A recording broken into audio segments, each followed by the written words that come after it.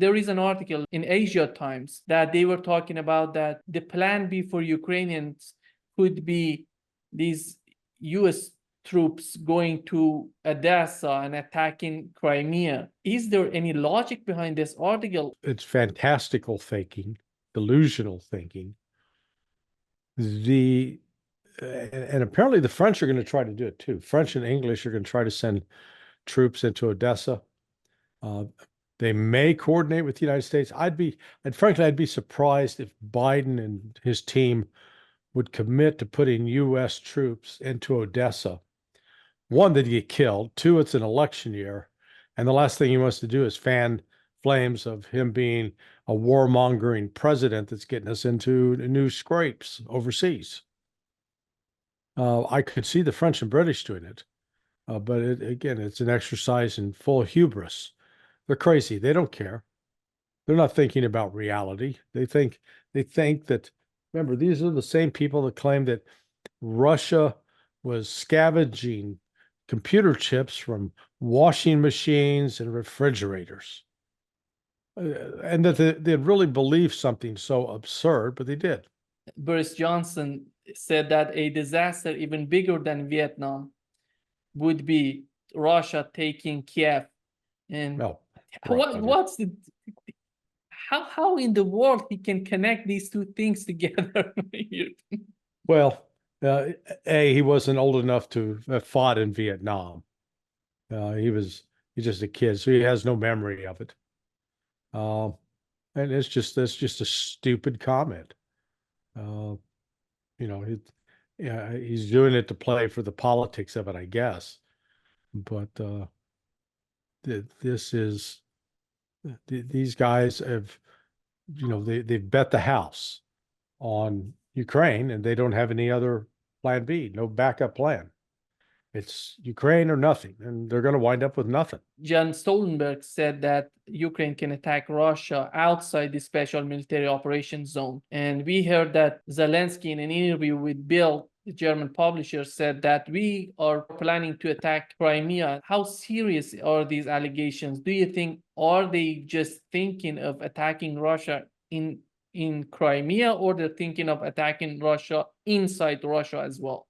Well, they've been attacking inside Russia all along. It's nothing new.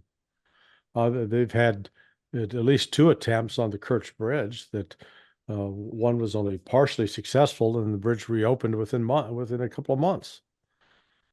So they're in the talking phase about all the things they'd like to do that they wish would happen, and they are acting as if they did happen.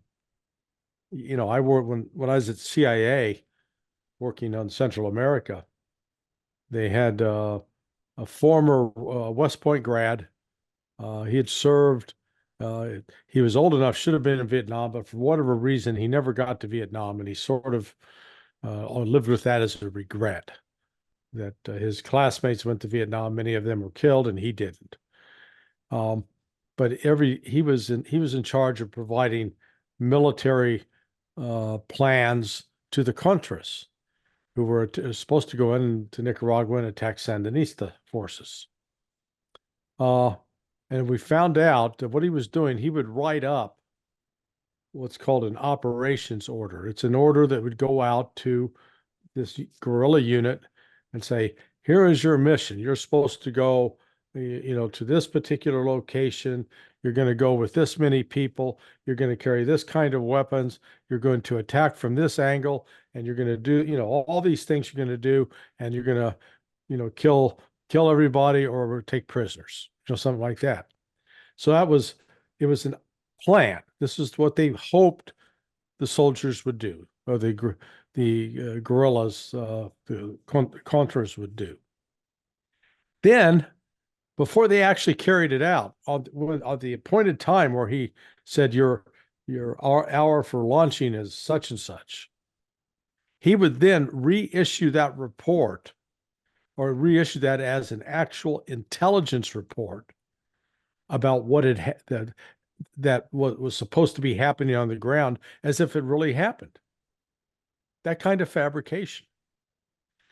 That's what we're talking about in Ukraine. That kind of fabrication. The Ukrainian are talking about they need 350,000 soldiers to be mobilized in their army. With this current situation that we're witnessing, are they capable of doing that? No, no, absolutely not. I mean, this is, I said, I get frustrated watching these people who have college educations, some with advanced degrees, and they just continue to say that the stupidest stuff. And you know, like right now, oh, they're planning a big peace conference, maybe in Switzerland in June. I'm not even sure Ukraine will be around in June, candidly, but you know, we'll see. We know that Germans sent a group of soldiers to Lithuania. And when you look at these movement on the part of NATO, together with the comment coming from the NATO Secretary General Jens Stoltenberg, do you think this type of movement are a political act, or they're seeking some sort of military agenda behind them? I think they're trying to provoke Russia into doing attacking in such a way that then NATO would be compelled to enter the conflict. But the problem they've got is NATO is far from united on wanting to get into a shooting match with the Russians. That's what these armchair warriors like Stoltenberg don't understand. There are many arguments out there that they're talking about direct confrontation between NATO and Russia. Do you think if something happens between Russia and NATO, Russia would be alone in this conflict? No, it would depend. I think early on, if Russia was seen to be struggling, you would have support of China.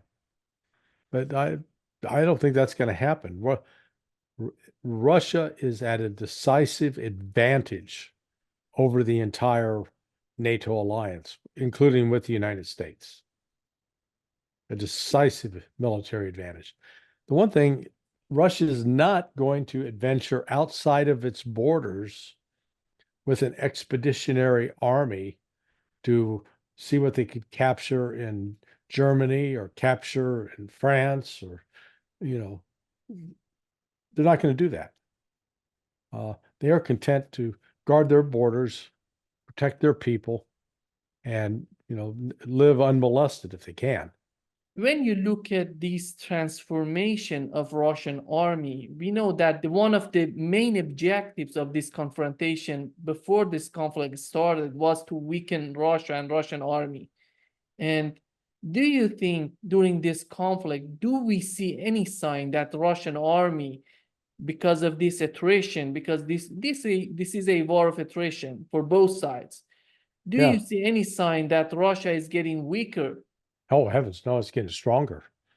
The army's probably from 2 years ago, the army's doubled in size at least.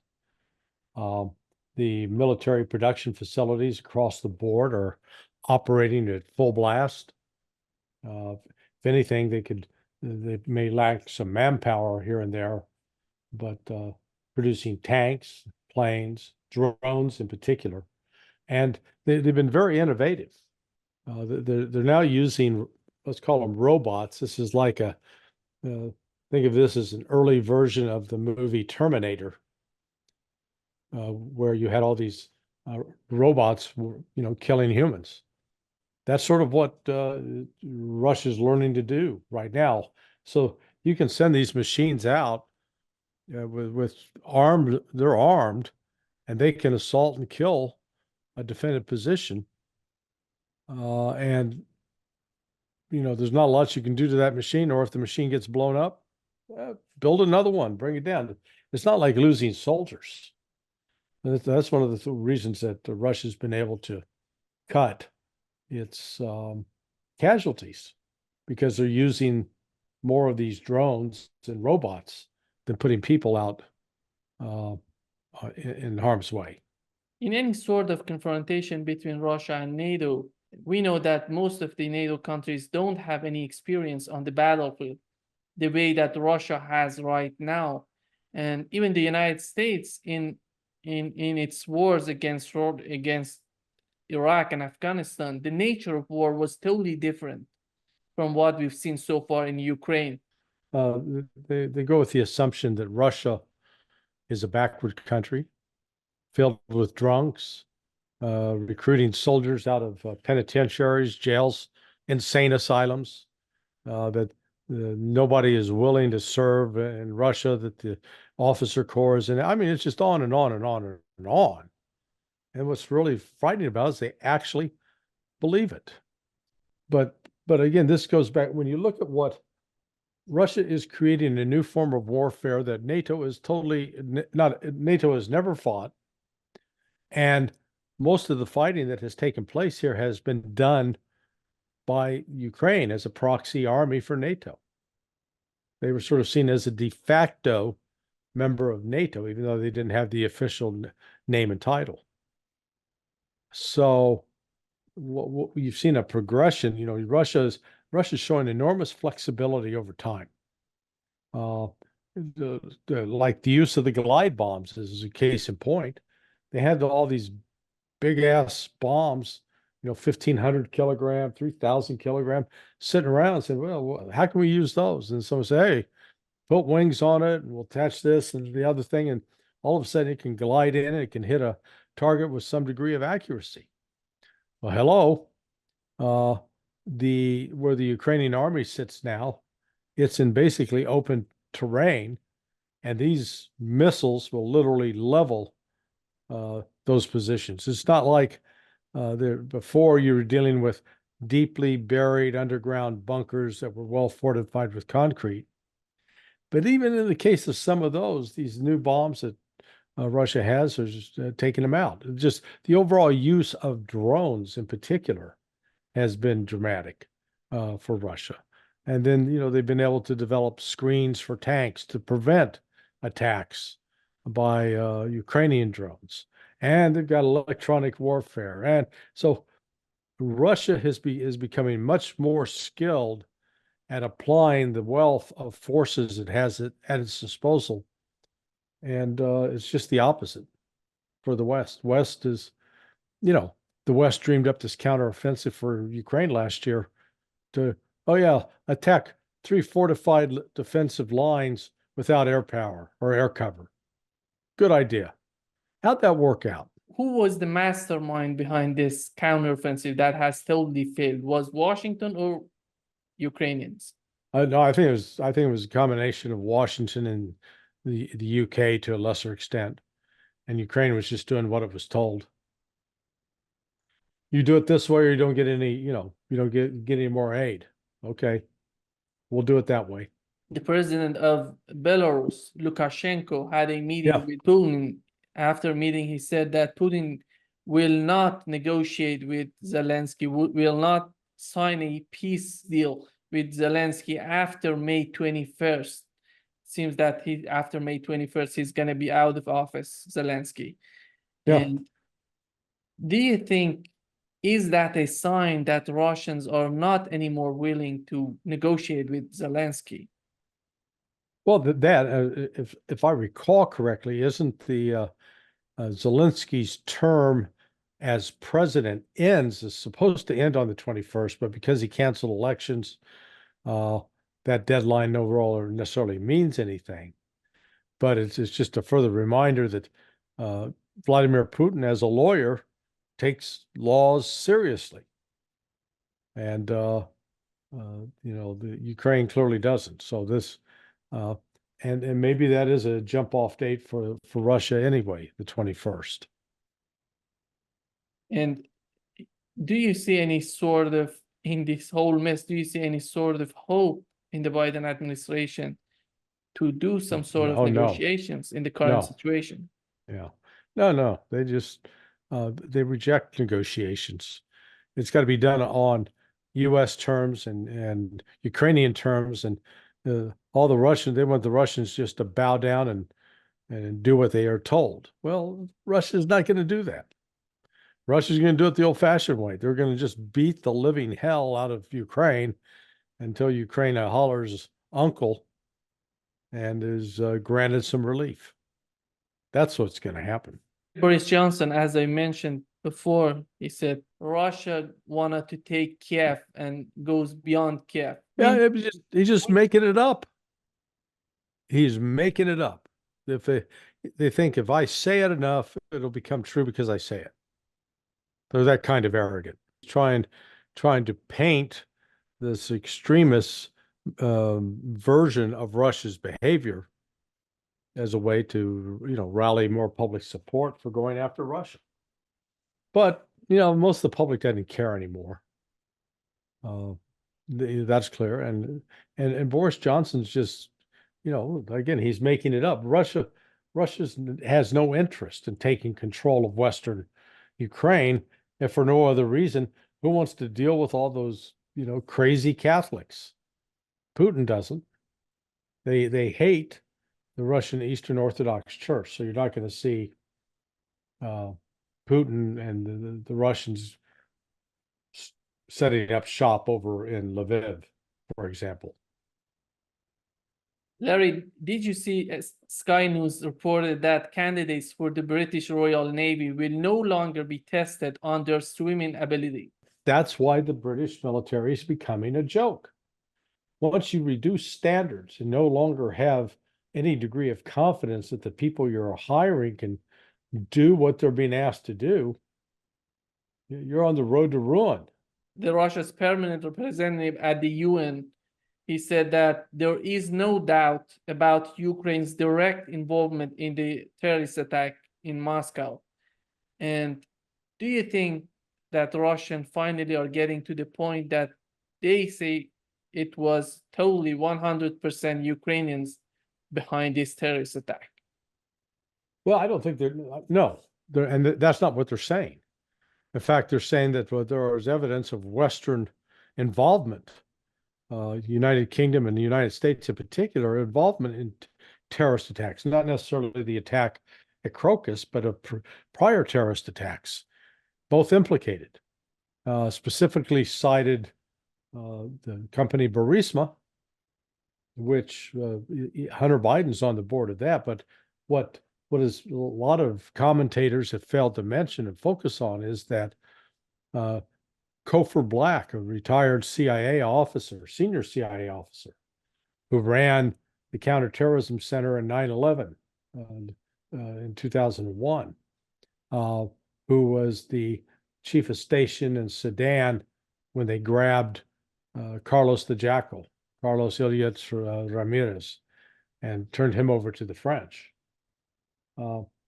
He was at Blackwater, and then as a CEO. And then when he left Blackwater, he went first to the board of the Baltic Bank. I think Baltic International Bank is the name of it.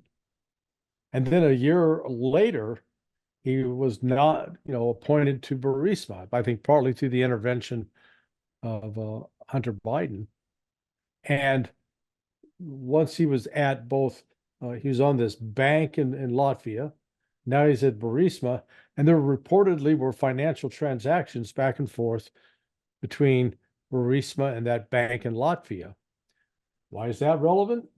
Well, that bank in 2018, this is 2 years after the Cofer Black had joined the board. The bank regulators in Latvia sanctioned, fined, punished the bank for not having appropriate controls in place to prevent money laundering and terrorist finance. So right there, you have a former member of the CIA who, I forgot to mention, when he left CIA in 2002, he went to work at U.S. State Department in my old office, the Office of the Coordinator for Counterterrorism. He was the ambassador at large for counterterrorism. So here's a guy with CIA background and has been involved with terrorism activities, supposedly combating them all of his career. But, now all of a sudden a bank that he's sitting on the board of gets dinged for terrorist financing. So that's why I say that's just one piece of evidence that the Russians are looking at. So this It's not just Ukraine. They recognize that the West is enabling Ukraine. The West is an accessory to a crime. You said these terrorist attacks. We know that behind that terrorist attack on Nord Stream pipeline, there Right. was an agenda behind that. We know that they didn't want this economic relations between Russia and Germany. But when it comes to this Crocus Hall, this terrorist attack on Crocus Hall, do you think what was the agenda? Just killing some innocent people? No, I think the agenda was to try to stir unrest among the Russian people they were hoping that they'd be angry over the fact that Putin and the SBU and FSB and others, they failed to prevent this terrorist attack after the CIA had warned them that it was going to happen. See, that's why all this warning information was put out and all these leaks. I think here's what I think actually happened. I think the CIA knew this attack was going to take place around the 22nd. I think they knew it absolutely. They were not taking any steps to stop it, but they were prepared a number of angles to try to exploit it. And one of those was as soon as, within a week of the attack, they started putting people out like, Cy Hirsch. They're giving him information. They're giving information to the New York Times and to the Washington Post. And they were painting this picture of Putin as heartless, incompetent. So that was the purpose. The people were just incidental. This meeting between the Russian foreign minister and his Chinese counterpart. And it seems that this conflict in Ukraine and what we are witnessing in Taiwan is increasing tensions between the United States and China. These two are bringing Russia and China even closer, and their partnership is getting deeper and deeper. How do you see right now the relationship between China and Russia? Well, I was just pulling up a statement that the Deputy Secretary of State, so the number two person at State Department, is a guy named Kurt Campbell. And Campbell said this 2-3 days ago. The United States will hold China responsible for the advancement of the Russian army in Ukraine. Pick that. Did you hear what I said? That it's China's fault that Russia is winning in Ukraine. That is so ridiculous. And yet here is the number 2 guy at State Department putting that out, saying it. And what are you, the Chinese, if you're the Chinese and you hear that being said about you, what do? Sit back and take it? Or start pushing back? And they've started pushing back. The United States rhetoric is out of control. And as much hatred as there is for Russia, there's even more for China. And we're going to destroy China. At least that's the word we're putting out. And the Chinese are taking it seriously. And so they're starting to be much more direct. Say, screw you. No, you're not going to tell us what to do. Here comes the final question, how this policy would benefit the United States at the end of the day, if they are making these policies for the benefit of the United States in the future. What would be the benefit for the United States from these policies? Yeah, that's the problem. There is no benefit. It's going to bankrupt the country and possibly destroy it in a war. It is wrong-headed. And it's not just the Biden administration. I mean, I heard, so Mearsheimer was on, I like John. I have some respect for him.